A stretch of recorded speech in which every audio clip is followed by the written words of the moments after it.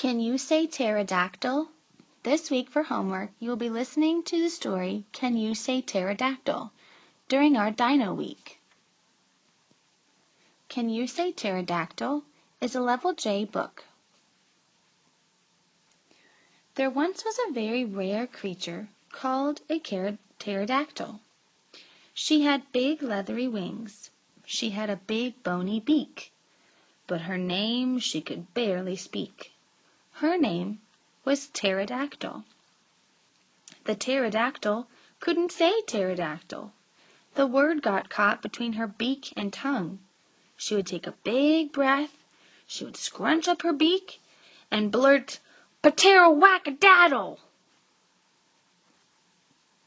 Now, if you can't say your name, it is very hard to meet someone new.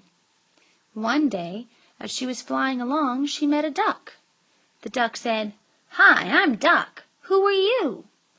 She took a deep breath, she scrunched up her beak and said, "Wacka-wacka-daddle." The duck thought she was making a rude noise and flew away. Later that day, she happened upon a small bird in a tree. The little bird chirped, "Hi, I'm Wren. Who are you?" The pterodactyl took a really big breath. This time she was going to get it right. This time she was going to make a friend. Only this time she said her name louder and worse than before. "Pa, tira, wacka, tow, wacka, tattle." Even worse, she burped at the same time. She blasted the little bird right off the branch. The pterodactyl was as sad could be. She had been sitting for a time when an owl landed beside her.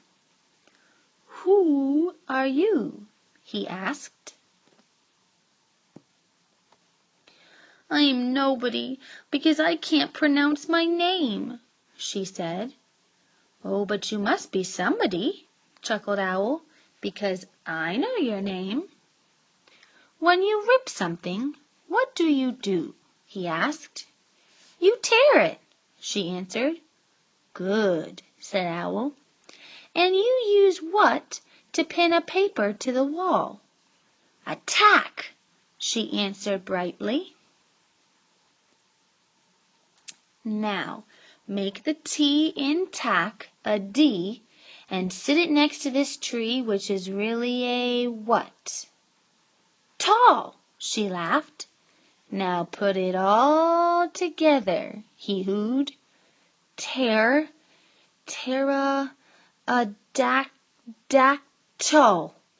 "You got it," laughed Owl as he flew away. "I'm an owl and you are a pterodactyl. Pterodactyl. From then and thereafter, the pterodactyl had lots of friends. Together they sat on the bending branch and sipped tea. She would murmur, "You are a wren, you are a duck, I am the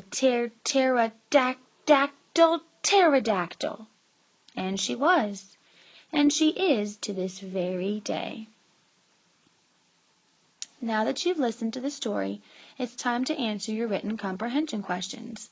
Here are some hints to help you answer the best you can. Your first hint is to use the question in your answer. Your second hint is to use character names to make sure that the person reading your answer knows exactly who you are talking about. Your third hint is to use the book to find the answer. We call this text evidence and have practiced it a lot in class. Your fourth hint is to use the word because to explain your thinking. Remember that the word because is a first grader's best friend. Your last hint is to check your answer. Read the question out loud and your answer out loud. Have you answered everything that you're supposed to? Have you included details? If your answer is as strong as it can be, you're finished. Good luck!